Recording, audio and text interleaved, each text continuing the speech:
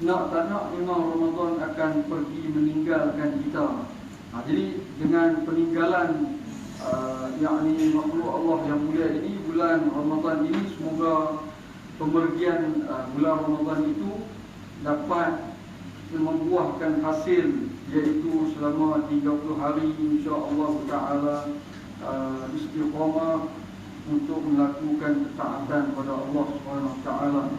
Macam selalu Ustaz Azhar sebutlah, bila Ramadan banyak ada tadarus, bila perginya Ramadan tak ada terus. Jadi insya-Allah semoga Ramadan pergi, jadi kita stay lagi, masih lagi bertadarus, masih lagi membaca Al-Quran dan mengamalkannya istiqamah insya-Allah sehingga akhir hayat kita insya-Allah taala. Amin amin ya rabbal alamin. Allahumma rzuqna min ahli al-Quran wa khassatu amin. Insya-Allah. Dan hadis yang disebut riwayat daripada Abi Daud wa Nasa'i wa Tirmizi wa Nasa'i, zainul Qur'ana bi aswatikum, maknanya perhiaskan olehmu akan Al-Quran itu dengan suara kamu. Walau suara tak sedap pun, dia orang kata sedap kan dia makan pun. Jadi ini cerita dia merdu kan. Macam mana kita selalulah minta pada Allah Subhanahu Wa Taala di dalam kebanyakannya ulama salafus salih sebelum baca Al-Quran, mereka sering kali maknanya baca Fatihah kerana apa? Di dalam tu adalah keberkatan. Maknanya ibu segala pembuka bicara apa-apa pun ataupun segala perkara, iaitu suratul Fatihah. Begitu juga penutup dia juga suratul Fatihah. Sebab tu walaupun surah An-Nas di akhir sekali, tapi penutup Khatimatul Kitab adalah suratul Fatihah. Jadi kita kalau buka majlis dengan Fatihah, boleh juga tutup dengan Fatihah, juga ada berkat dia. Bukan tutup dengan An-Nas lah. Khatam Quran, cuba kita tengok dalam majlis khatam Quran, selepas surah An-Nas tu kita baca Fatihah balik kan? Baca Fatihah balik kan?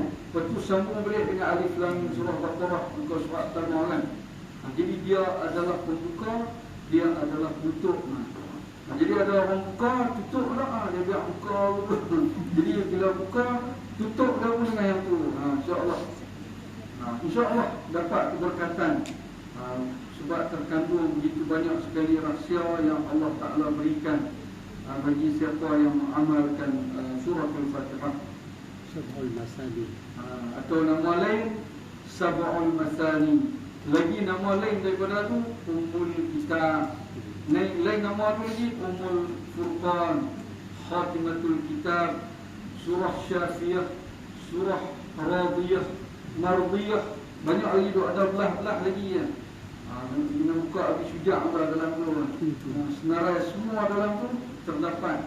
Jadi familiarnya tu ialah kita selalu dengar Fatihatul Kitab. Itu biasalah pembuka kan. Ala pilihan insya-Allah ada keberkatan dalam surah Al-Fatihah. Macam mana yang adab yang pengarang disebutkan, iaitu seolah-olah kita baca di hadapan guru kita. Kita guru tu guru hak pisang cengih lah, hak yang lembut kita tak sikit-sikit lah, biar cengih duduk depan kita. Macam mana kita baca Quran di depan tu guru kita tu, kita gambarkan imagine sofa kita tu di hadapan tu guru kita. Hak yang bukan hutan sah mana, kalau silap sikit tu jangan kena piak lah. Tu nak agak kata sebegitu sekali, tapi memang sungguh mengenai mengaji Al-Quran ni, maknanya kalau tak kena hutan yang dulu tu saja sangat, tapi tak tahulah generasi sekarang ni macam mana. Kita cerita generasi yang kita pernah lalui lah. Jadi maknanya kalau kena birak dengan belakang ni dia sarang kan. Tak tahu lagi ke mana, aku kena saman ke apa kan. Alat pilihan begitulah, nak abang kata saling begitu sekali. Tapi apa hasil dia di sebalik kena hutan sampai berbirak belakang-belakang tu. Jadi tidak lain tidak bukan mesti menghasilkan kejayaan. Jadi ada satu kisah sebelum kita nak habis hari ni kan. Ada satu kisah yang mana murid Sayyid Muhammad Alawi Al-Maliki Al-Hasani. Jadi madrasah dia dulu ni pondok mereka tu zaman Allahyarham Pak Mekan tu imam kita, yang mana belajar di Solatiah di Mekah kan. Luar madrasah tu pun dah tak tahu lagi lah, punya lama dulu ni. Jadi Syekh Muhammad Alawi ni, kalau dia tasmih, orang anak murid dia baca Quran dalam masa yang sama ada baca matan-matan kitab. Jadi satu orang ni dia lambat sikit nak boleh ingat loading kan. Kira murid dia tu jenis loading sikit lah, jenis lambat nak pick up mengaji tu payah boleh. Jadi sekali dia kena rotan, betul-betul ni, betul-betul pala, lepas tu pingsan pergi hospital. Jadi lepas sedap tu sampai hari ni dia tak lupa dah apa yang dia sampai dah. Dan jadi Tok Rusak di belah kalau tak silap di belah dia di Indonesia lah, di belah Palembang kalau tak silap. Jadi ulama besar bukan nak kata orang. Jadi dia bukan apa nak buat kata lain didikan. Kalau orang soleh kata kita atau penyamun kata kita tak sama. Jadi kalau penyamun atau orang jahat kata kita tu penuh dengan orang kata apa, penuh dengan hasad ataupun penuh dengan nak bagi kita mati lah. Itulah senang cerita kan. Tapi kalau awliya kalau kata kita, jadi hati itu memang hidup zahir batin kita. Jadi macam mak ayah mengarah kita. Jadi cuba kita tengok segarang-garang harimau pun tu cara binatang punya cerita. Segarang-garang harimau makan orang apa semua, anak dia makan. Jadi maknanya begitu sekali Allah Ta'ala bagi akal kat kita yang bernama manusia ni, yang mana binatang pun sayangkan anak. Jadi begitu kita ni, kalau kata tu buatan normal kan. Tapi bukanlah maknanya sekarang ni dia jadi benda yang sangat-sangat sensitif. Semoga Allah Ta'ala merahmati guru kita walaupun dia ajak alif bata sekalipun. Jadi ada satu hari yang mana mungkin saya pun pernah dah ceritakan tentang kisah Imam Asy-Syafi'i, yang mana dia pernah satu orang Badui ni beritahu kepada dia, wahai Imam, kalau nak tahu anjing tu jantan atau betina macam mana? Daripada jauh, dari dekat tak aci je, dari dekat boleh cam, dari jauh nak tahu dah macam mana. Jadi nak tahu dari jauh tu, kalau dia kencing dia angkat kaki sebelah anjing jantan. Kalau anjing betina macam biasa dia tak angkat kaki sebelah. Dikarenakan ajar tak tahu Badui tu ajar. Lepas tu satu hari Badui tu jatuh sakit.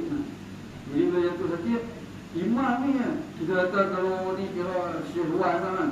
Syehwan menziarah satu orang kita pun tak kenal. Tapi seperti dia apa ni? Kan siapa tu? Jadi Imam Asy-Syafi'i ziarah Badui ni, orang orang kata ni siapa ni? Kita main dia ni.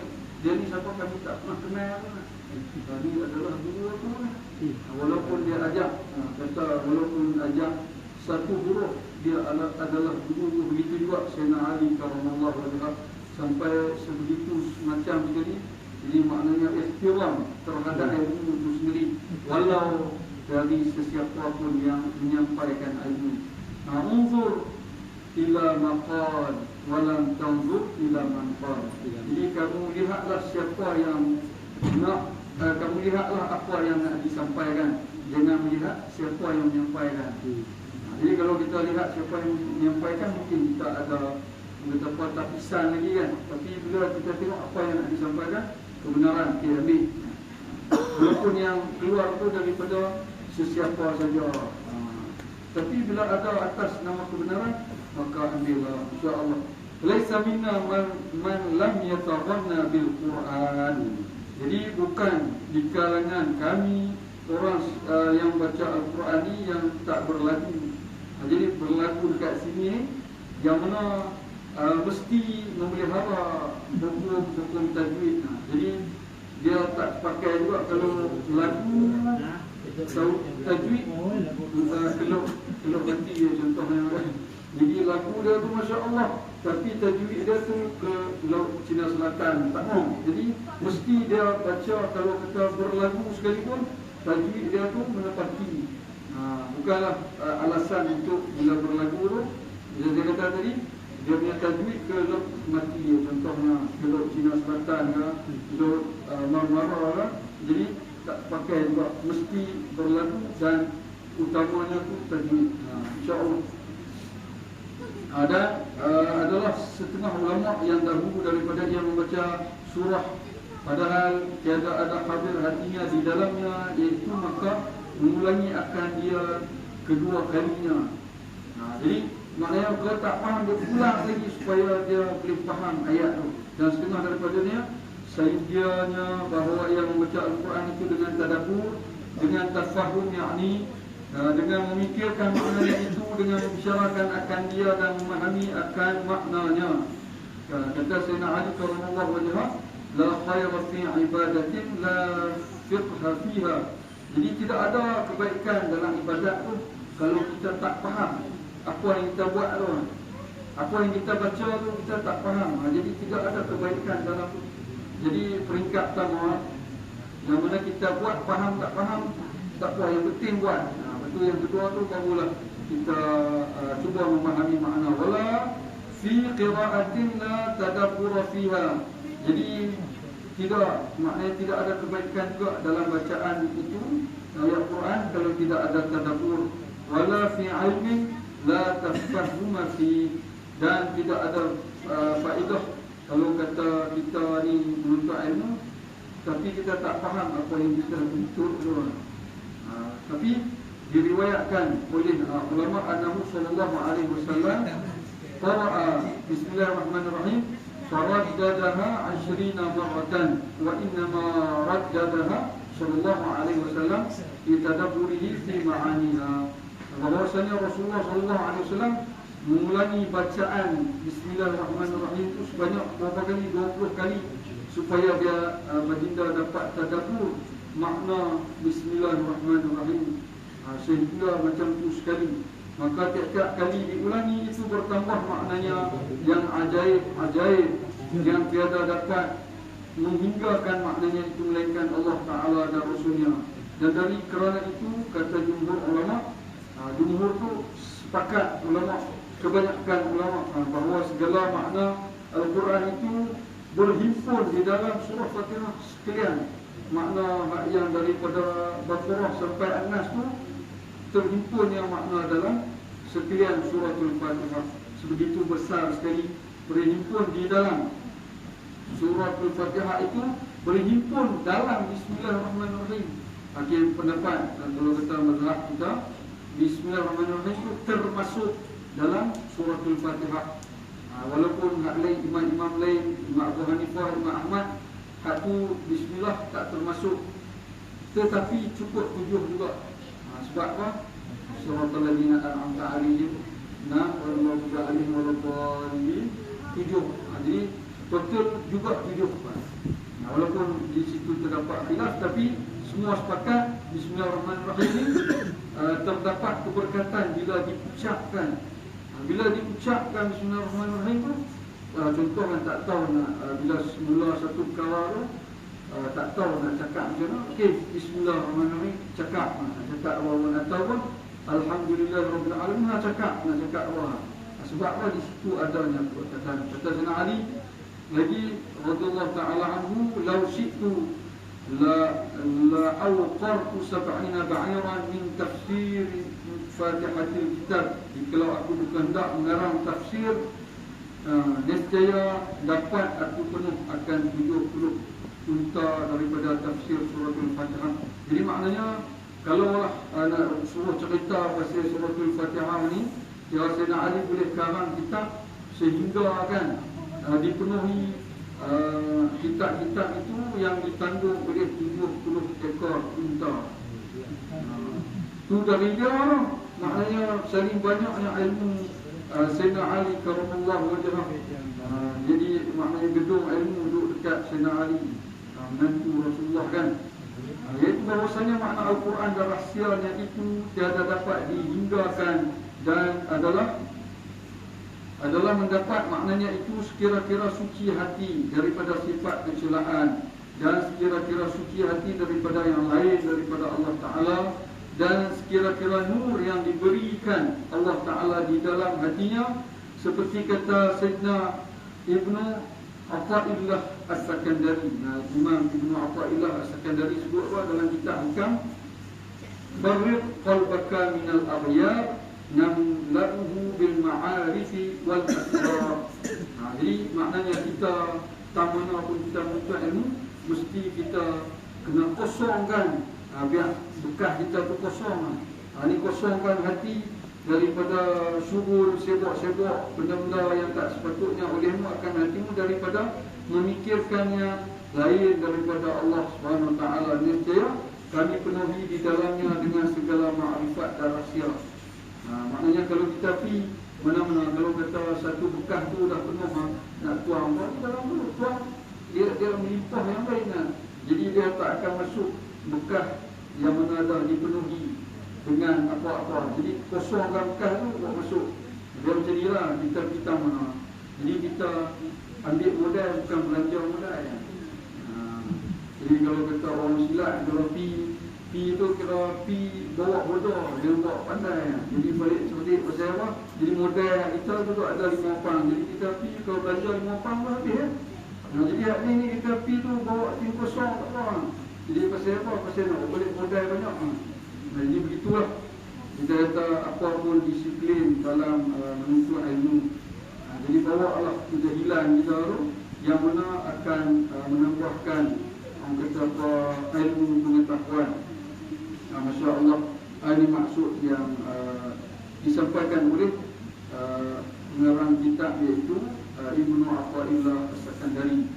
Dan tak kala itu boleh engkau memahami akan makna Al-Quran dan rahsianya itu, dan diilhamkan oleh Allah Ta'ala di dalam hatimu, dan tiada berkehendak kepada naqal daripada tafsir yang masyhur kepada ulama, kerana tafsir Al-Quran itu tiada tersimpan di dalam tafsir Jalalain atau tafsir Bughawi atau tafsir Baghawi atau lainnya daripada tafsir yang masyhur daripada ulama ahli zahir itu, tetapi adalah tafsir makna Al-Quran itu tiada terhingga dan tiada tersimpan di dalam tafsir yang tersebut itu. Saling banyaknya makna dalam Al-Quran kan. Maka barang siapa yang diberi Allah SWT nur dan ma'rifat di dalamnya, hati nescaya mendapat ia akan makna Al-Quran dan rahsianya. Jadi insya-Allah di setiap kali kita khatam Al-Quran, jadi di situ ada ilmu yang Allah Ta'ala ajarkan yang kita tak pernah tahu sebelum ni. Apa saja, dari segi kehidupan ke, dari segi dunia kita ke, malahan ilmu pengetahuan tentang agama sekalipun di setiap kali khatam. Tapi saya tak mampu Ustaz nak buat seminggu sekali ke, sebulan sekali khatam Quran. Nak buat 3 kali pun settle surah Al-Ikhlas, baca 3 kali. Jadi seandainya, dan maknanya ada lagi berapa hari, 4 hari lagi, seandainya salah satu daripada 4 hari nak habis ni Ramadan ni, tiba-tiba terdapat Lailatul Qadar malam tu, jadi kita baca surah Al-Ikhlas 3 kali bersamaan apa? Macam 83 tahun. Ekstra sikit 3 bulan kan. Bersamaan macam kita tu khatam Quran kan. Maknanya 3 kali baca surah Al-Ikhlas, 1/3 daripada Al-Quran. Wallahu alam. Jadi selesai kita mengkhatamkan kitab ini, semoga menjadi pedoman dan juga iktibar bagi kita. Tapi Ustaz nak bagi lagi beberapa hari lagi tu, kita nak baca insya-Allah kita masuk sikit. Nanti ni esok malam Ayyuhal Walad, kita Imam Ghazali, iaitu maknanya wahai anakku yang tercinta. Jadi semoga kita semua lah, walaupun ayah dah ada uban pun tetap dia seorang anak kepada ayah dia. Jadi semua kita ni anak kepada ayah kita, dan juga sok pada anak kita kan. Jadi maknanya yang tiba untuk kita sebagai orang kata didikkan dalam keluargaan. Jadi terdapat dalam tu esok dan sehingga habis selesai usaha 2 hari kita bacakan sikit supaya mengambil keberkatan. Dan yang selebihnya bertibaranlah di mana-mana ada majlis ilmu fiqh lepas ni, di masa yang ketika lepas pada raya ni, bila-bila penuhilah majlis ilmu, penuhilah majlis yang mendapat keberkatan daripada Allah Subhanahu wa Ta'ala. Dan sebelum nak berhenti nak pesan, hari khatam Quran berlusa, hari Ahad malam Isnin tu. Jadi kalau siapa rajin share lah pasal hari tu kita buat live khatam Quran tu, share sebagai kenangan di wall kita, Facebook ke, dan apa lagi apa saja platform, Instagram ke, Kilogram ke. Jadi kita share kan, insya-Allah mudah-mudahan. Jadi maknanya ada kenangan dekat situ tu, ataupun boleh dalam Facebook bunga raya pun boleh buat dalam tu. Kita buat daripada saya punya Facebook, betul kita share dia. Jadi ramai yang menonton share kot lah, ada adik-adik yang jauh tak ada nak balik mai lagi ke apa kan, di situ nampak ada kenangan. Maknanya kalau kata benda yang gosip-gosip cepat sangat nak share tu, jadi hari ni kita kena lagi cepat lagi daripada tu untuk share, dan ramai akan view untuk tengok. Dan bila tengok seperti mana menunjukkan kebaikan kepada saudara kita, seperti kita telah melakukan mandalla ala khair kafa'in, siapa yang menunjukkan kebaikan kepada saudaranya macam dia juga buat kebaikan tersebut. Wallahu a'lam. Assalamualaikum warahmatullahi wabarakatuh. Bismillahirrahmanirrahim. Nawaitu